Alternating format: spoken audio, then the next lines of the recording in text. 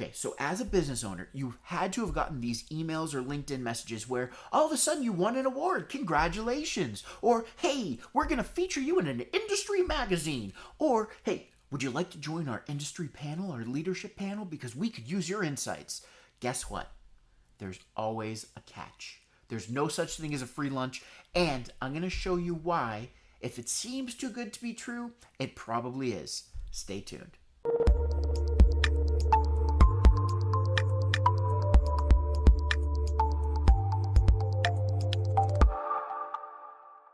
Okay, so let me tell you a quick story. Now, as someone who works in marketing and my name is associated with larger brands, I get a lot of solicitations, right? And sometimes they're really good. Sometimes they are just templated and horrible. You probably get these too. If you've ever been invited to be featured on a magazine, or you've won an award, but you've really never heard of it. There are all these scams that are going around, these schemes. And I'm going to tell you a story about one that just happened to me. So just the other day, someone reached out via email, and they were with a very reputable university. I mean, one of the top 50 universities in the country with a great business school. And they invited me to join this advisory board. Now, when you think of advisory board, you're like, okay, I'm actually going to be on some leadership role. That's really cool. I get to put that into my LinkedIn because everybody wants to add a title. I get to add that on my resume, which I haven't updated in 10 years. But it seems cool, right? So first thing, the alarm bell goes off. How did you find me? And that's the one question you have to ask. How did you find me? How did you come across my information? And then two, what exactly is the opportunity? What is expected of me? And what are you going to provide me in return? So there's got to be, that consideration, mutual reciprocity. So fast forward, I have a call yesterday. And let me tell you something. If you guys ever do a sales call where you're trying to sell something, get to the point. I had to sit there and the person on the phone asked me, oh, are you looking out your window? Are you seeing it's sunny? Wouldn't you like to be outside right now? I don't want to waste my time talking about what's outside the window. Tell me what's in it for me. Get to the point. Then the person goes, oh, you're a YouTube host? And you run a nonprofit? I have to hear about that.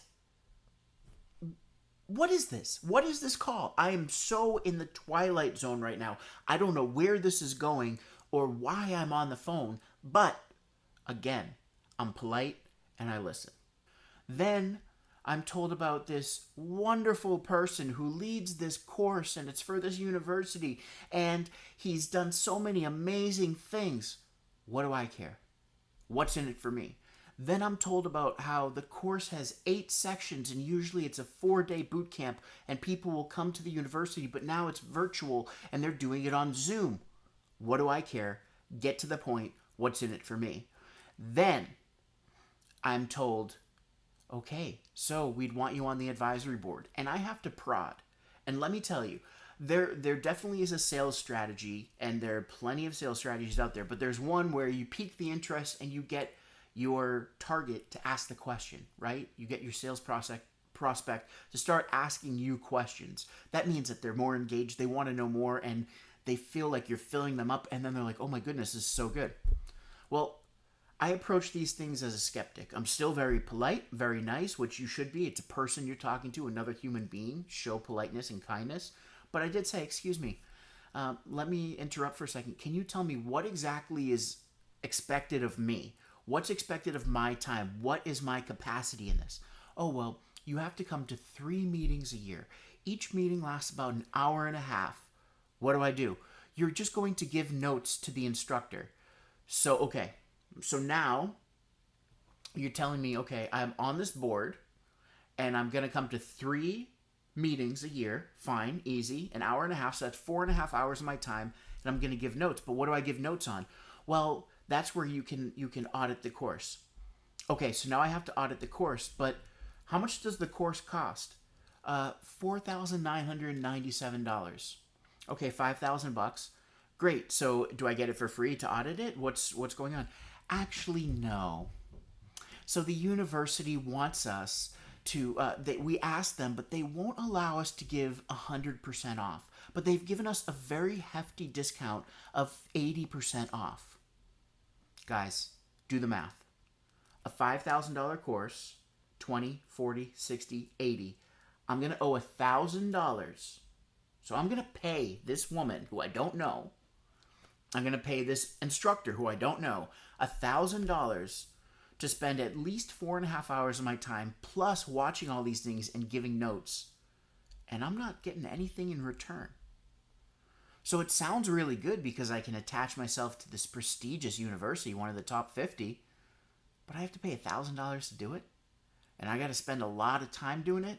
This is where what I want you guys to do and what I want you to understand from this story. If it seems too good to be true, it is. Now, I left the conversation politely and told her, I'm sorry you lost me. This is not an opportunity for me. Because what it was, if we kind of dissect it a little bit, it was a sales pitch. And it was a sales pitch to get people on this advisory board. So basically, they're filling in seats by giving people 80% off. And all these people on the advisory board then go tell everyone else that they're on the advisory board. And guess what happens? More people join. They make more money. And guess what happens to the advisory board? They keep paying like poor schmucks. Let me paint it another way for you. You see, the advisor is at the top right here, the instructor, and then you come in underneath and you're on the advisory board. And then other people join the advisory board, and before you know it, it builds, what does that look like? A pyramid. But guess what? There's nothing in it for me.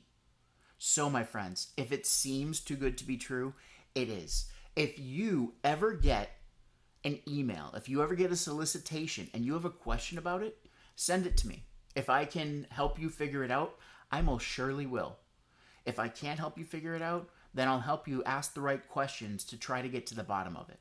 But at the end of the day, I don't want you to be taken for your money. I want you to be putting your money into the right things, investing in your business. You should be investing in your business, your foundation, your services, your products, and your customer experience.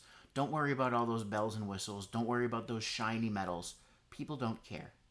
At the end of the day, it's what you do and the customer experience you provide. So hopefully this helps. Here's to your success, and stay well.